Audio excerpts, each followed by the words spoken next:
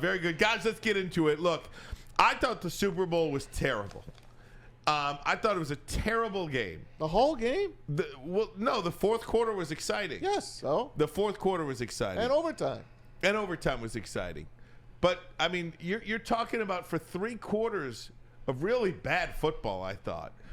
There wasn't any big plays. I think the first 6 possessions of the third quarter resulted in no first downs. Yeah. That's boring football to me. It was. I thought it was a boring game as a whole. Great finish. Sure, from the second half of the fourth quarter and into overtime, sure, it was great. But you can't watch that game here in Detroit and not think to yourself that the Lions would have won the Super Bowl. Not only made it to the Super Bowl, but the Detroit Lions would have won the Super Bowl had they been in that game. Hell, even Antonio Brown was tweeting about it. Antonio Brown saying Lions be up 35-10 by now. So look, look at AB up there. Hey, it's the only time I've ever agreed with him. When AB was going through all this stuff, I said, hey, a lot of the stuff he says is coming from a crazy person, so you don't believe it. A lot of stuff he says is real. But I agree with him. It was 2 horrible offenses. You got Kyle Shanahan trying to figure out he couldn't get it going. Andy Reid, Patrick Mahomes couldn't get it going, although that has been their MO in their playoff history, Matt. Tell me I'm wrong. The Kansas City Chiefs, they usually start slow, they get methodical, and they figure it out. But, yeah, both those offenses, the Lions' offense, much more efficient, get up the field, and they score early. These 2 teams struggled early on the game trying to figure each other out. Both defenses were great. Both defenses were great, but I thought the offensive schemes, too, were – I mean, Brock Purdy, 3 of 12 on third down. I mean, that's – But they were rushing him. They were blitzing him. They knew what they had to do. Steve Spagnuolo, the only coordinator in NFL history to win 4 Super Bowls. Take your hat off to Spags. 100%. You definitely have to take your hat off to him. And also, too, you got to take your hat off to him again for the blitzes and how we tying the blitzes up. What has Patrick Mahomes dominated in his whole NFL career? He's the best quarterbacks ever against the blitz. He's even better than Tom Brady statistically. That's a major thing. Teams won't blitz him because of that fact. Steve said to hell with it. We just about when we blitz him, how we set him up. He set him up well, and he kept him on his toes all game, man, talking about talking about Brock Purdy, excuse me. You know, when you think of big plays, too, I mean, Mahomes had the 50-yard pass. I believe it was it Hardman who caught that? Hardman. It was Hardman who caught that. Ultimately, it was the only big play of the game. It was the only big play of the game. Yeah. I mean, the trick play touchdown. That was amazing. In the first half. He would have won MVP, that guy. What's his name? I thought Jake Moody might have won MVP, no, to he be missed honest the extra with you. point, bro. But, again, 3 field goals, and he missed the extra point. I understand. They win the game. Had they won in overtime. Yeah, maybe. You know. No, it would have been the receiver. Yeah. Who scored a touchdown and caught a touchdown and threw pass. a touchdown. Yeah, threw a and touchdown. that's the guy that beat us 2-3 weeks ago. The one-hand catch on like 3rd and 15. Juwan Jennings. He had the biggest game for the Niners. Yeah, he did. You know, he made a huge play, like you said, that one-hand catch. That kind of let me know that they were going to beat the Lions on that play. But it was just interesting. It seemed like Debo was in and out of being hurt. They didn't really get their usual package kind of going with Debo, him and the toss sweeps. They tried to use him more like a wide receiver.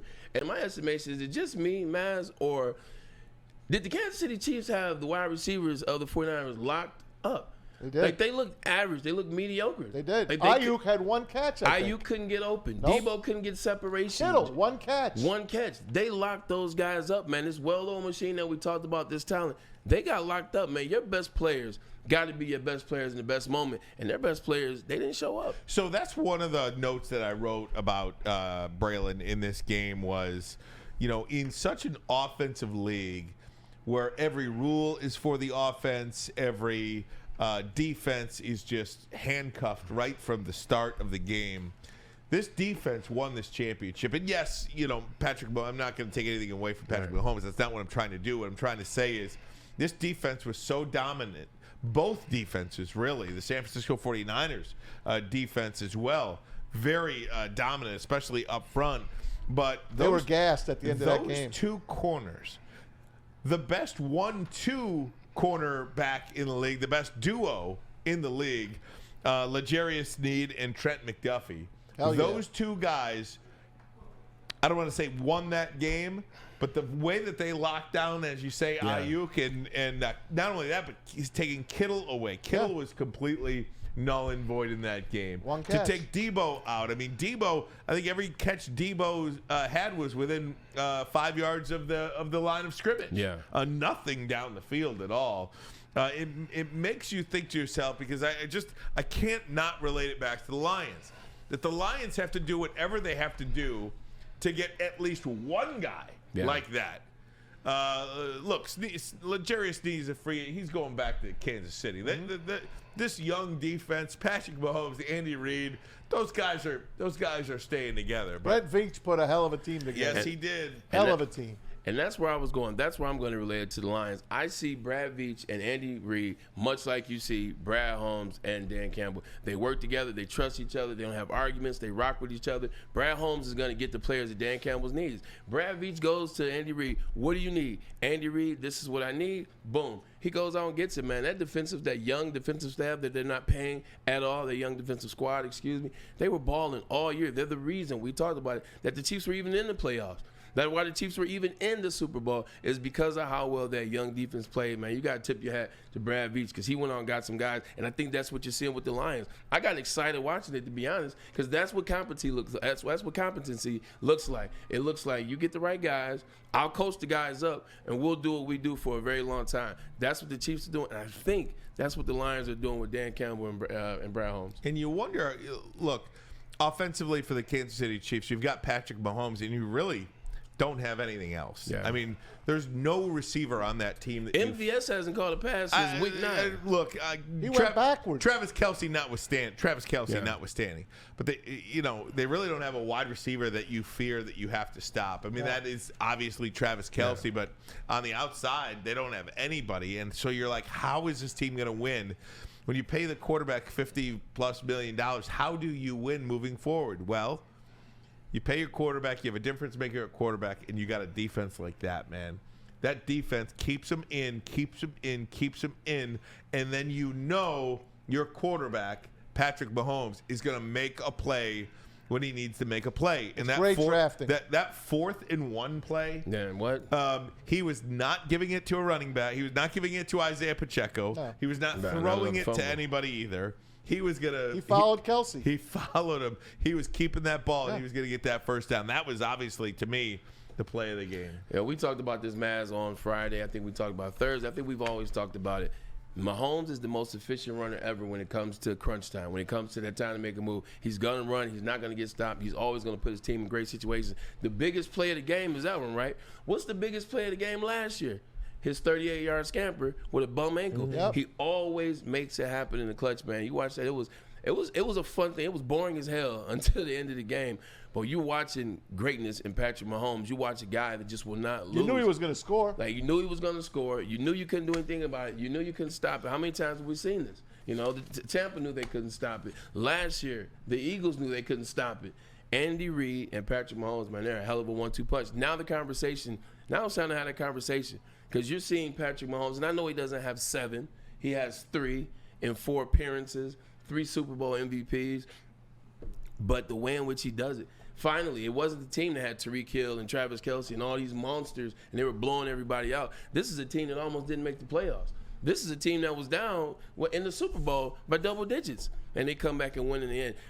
It's not about 7 rings. It's about what your eyes tell you. When is it time to have that conversation? I fancy myself as an NFL expert. I had no idea how that overtime worked. I had no idea. It's the first time that they've done it in the playoffs. So the rule was enacted in 2022, but this is the first playoff game that actually ever went to overtime. Yep.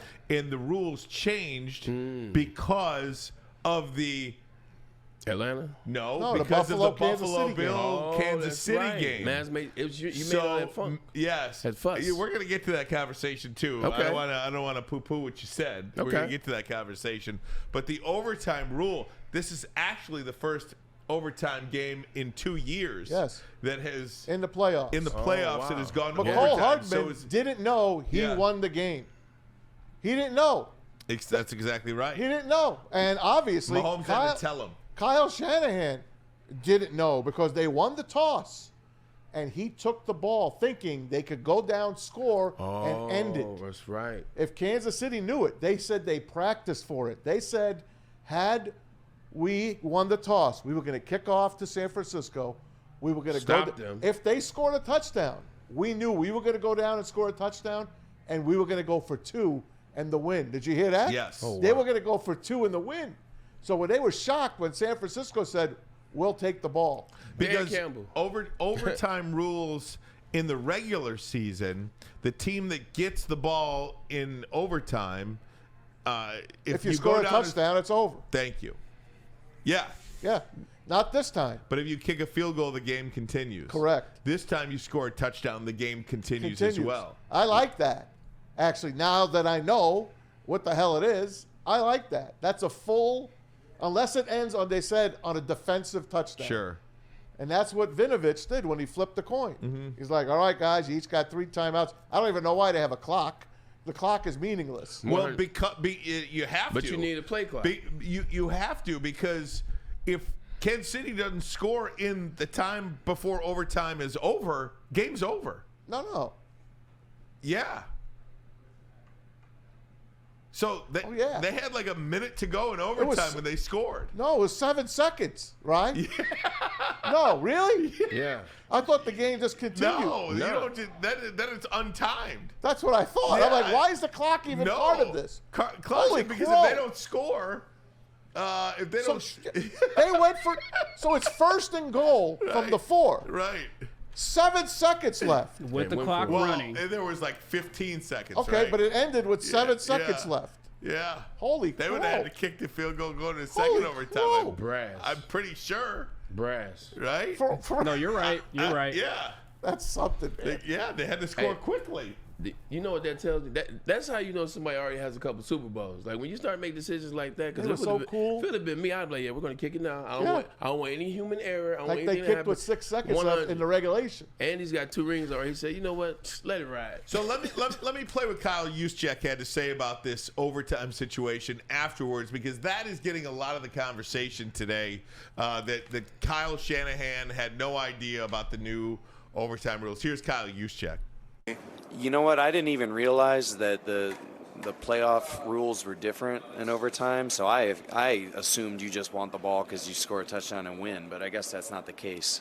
So I don't totally know the strategy there. No, we haven't talked about it. No. So Juszczyk is saying, look, we were not. Was not a focus of ours. Now the Chiefs players were saying that Andy Reid discussed this. Oh, yeah, they this practiced is what it. they practiced, like 20 minutes a day.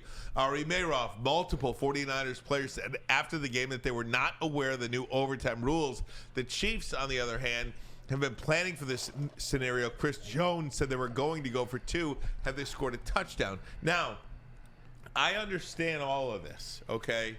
I understand Kyle Shanahan is going to be taking a beating here, and we're going to continue to talk about Kyle Shanahan. But again, Patrick Mahomes did what Patrick Mahomes does. He came down, tied the game in overtime. He came down, won the game he tied the game in regulation, final series, and he comes and he wins the game in overtime. This is what the top 1% of the 1%, this is what they do. This is why we're even having the conversation of, is he the greatest player of all time? And whether you think he is or whether you think he isn't, it doesn't matter. The conversation is taking place because he's that great. He's that great of a player. So whether you take the ball first or second, something tells me that Kyle Shanahan was going to lose that game. I feel you, but 2 things can happen at the same time. Yes, that is 100% right. Mahomes is going to win that game regardless, whether you took it or you didn't. But at the same time, that's negligence. Like, it is the job of a head coach to know the rules and regulations of the game. It's your job to know scenarios. Just like Andy Reid said, or the players said, we practice these scenarios. That's what you do in the NFL. You practice 2-minute drive. You practice your 2-minute drills. You practice, if you don't have any timeouts, how to get on the field and kick a field goal. How much time do you need? You practice these scenarios. You practice trick plays. You know rules and regulations. Unless you're the Lions and they pull some BS rule from like the 40s on you like they typically do with the Lions. But that's on Kyle Shanahan. And we got to have real conversation in these big game situations, whether it was the Atlanta Falcons deal, which you brought up when we talked to Dante Whitner, whether it was not knowing this rule in overtime. Hell, maybe the energy is different. Maybe you kick the ball off. Maybe you get a stop, and maybe it excites the guys. Maybe you get good field position, and then you score and get the game over with. That's negligence on Kyle Shanahan, and here he is in another Super Bowl, another big moment with another stain on his resume. That's negligence like I'm not gonna say never seen before, but your job as a coach is to know the rules and regulations. As a head man, it's your job. Totally. A couple of things about this. One, I totally agree with you about that part of it. Okay. Number two, he blew a 10-point lead in this Super Bowl. Blew a 10-point lead in the last Super Bowl that they lost, and of course the 25-point lead, the 28-3 when he was a coordinator for the Atlanta Falcons. Can I ask you something before you go anywhere? I don't ever remember Kansas City being down 10 in this game. 10-0. Yeah, and then it was the middle 8. There you go. It was the middle 8. There you go. Kansas City got the ball last possession of the first half. First possession. Field goal, of the 10-3. Right. That's the quarter I want. Yeah. I forgot. 10-0. Yeah. You're right. 10-0 there. So Kyle Shanahan is going to be getting all the questions when the players say this. I would tell you as well, I wonder if, just hypothetical, because we know that the players didn't know about this, if they did know about this, what part of the coaching kind of feel for your team would go into it, because that defense was spent. Yes. After Kansas City comes down the field and ties the game to go into overtime. Maybe that's why they took the ball. Are you in good conscience going to put your defense right back out there? I think as a head coach, I don't know what you do in that case. To be completely honest with you, I don't have an opinion on what I would have done. Where this is damning is the player said they didn't know the rule. Right. Yeah. That's where that's damning. Let's put that there. Yep. They did not know the rule. That's on the coach. Right. But even if they did know the rule, would they have made the conscious decision to put their tired defense getting blown off the ball in the fourth quarter back out in overtime? Listen, it's the effing Super Bowl. Suck it up. Well, and I'm not saying pause on that comment. Suck it up. You wait your whole life to get to this moment. Some people never get there. Some people knock at the door. Ask Dan Marino, did he ever get back? Did he ever win? Ask Aaron Rodgers, talk about. You wait your whole life to get to this moment. Find the energy. Now, like you said, the players didn't know, so it doesn't matter anyway because he didn't know the rules, so we don't know what he would have done or not. But, Ryan, it's the Super Bowl. You got to find that energy somewhere. Somebody has to find that energy and get a stop. Like, and I know it's hard. I mean, I know it's tough. I totally agree with you having that conversation, 15 hours after the game. But when you're in the moment making these snap choices, and your guys are getting blown off the ball every time, how do you, maybe you look at your strength and conditioning coaches. What were you doing? Hey, you know what it is? It was the practice facility at UNLV. Right. That's why they lost. Exactly. Hey, let me go back to the overtime timing again, okay? Yeah. Okay. San Francisco took the ball. They kicked the field goal. Kansas City gets a chance to tie the field goal or score the touchdown. Yeah. Even if the clock runs out, they go to the next overtime. Oh, is it? Yeah, because they still haven't had their chance finised. I don't. It's first and goal. Again, we've never seen it before. Right. I don't believe that's the case. It has to be. No. I think the game's over. It don't end. You still have the ball. Then there's no need to have the clock. That's what I'm saying. But that's what he's saying, Maz. If they would have just let the clock run out, game's over. I don't think so, Bray. It's not going. That doesn't make any sense. But my turn hasn't finished. Yeah, but you have a certain amount of time to finish your turn, just like in regular overtime. You got a certain amount of time to finish that turn. Well, I don't know. Yeah, I don't know. I think it continues. I'm not mad because I don't know. Hey, Kyle Shanahan didn't know, so hey. I think it continues. And that makes me ask, why even have a clock? But we got Ari Mayrove coming on tomorrow. We will. I'm telling you. We'll ask Ari about Mark that. it down. I'm telling you, that game continues. Well, okay, yeah, and I think because we've never seen it before, I don't think anybody really knows. I think why have a clock if you're going to keep playing past the zeros? I understand. Let's go to the college game. If the college game will continue as well. There's no timing in the college game. They don't have a clock. I know. There's no clock. I know, JB, you're yapping too. You want to get on the mic and yap? Well, yeah, I'm just saying I agree with Brian that the simple fact is, like, what's the point of having a clock up there? If it's going to run down, how much you guys want to bet that this game would have continued? continued? Of the football, you're not going to continue on. The game is over. The 49ers would have won by 3 if the clock runs out. I agree with JB. Maz, I put to you like this. The NFL is the smartest league out of all 4. It's not even close. The NFL would not have some open-ended rule like this where we're over here trying to sit down and figure it out. I'm asking Ari right now. It could not, in possible hell, it could not be what you said. I'm asking Ari right now. It cannot be. You could just keep going. Not on life. In that case, why have a game clock then? Just go out there freestyle. So I'm reading the rules right now. If the first period of overtime ends at a tie, the game will continue until a winner is determined, no matter how many overtime periods it takes. A team is going to win. Both teams will get a chance to recharge after each period. Okay. The timing rules for the regular season will apply during. Okay, that doesn't matter. Somehow, if the end of the 4th overtime, the game is still tied, another coin toss will take place and the game will resume. It does not say. It does not say. That they can continue on. I was under the impression that if the Chiefs did not score before the first overtime was over, the 49ers would have won the Super Bowl. Yeah, that's what I believe. And as I'm literally reading the rules, that's what it's leading us to believe. No, it doesn't. It doesn't say. So it's open. It is open. It does not say. But it does say if it ends in a tie, the game will continue If it on. ends in a tie, but San Francisco was up by 3. But that's what I'm saying. But it said if it ends in a tie, it will resume. Which means if it doesn't end in a tie, it's over. I think the clock ends and you change the field direction. That's all. That's what the clock is for. The clock is literally for you're changing possessions. Kansas City, if the clock runs out, let's say it runs out. Okay, second overtime, Kansas City's on the other 3-yard line. I could buy that. That's why the clock is running. I could buy that. I just asked Ari. Let's see what he says. That I could buy. I got a lot of people writing me, Broder, KB, saying that the overtime would continue. So, but let's see. So you get to finish your turn. Yeah.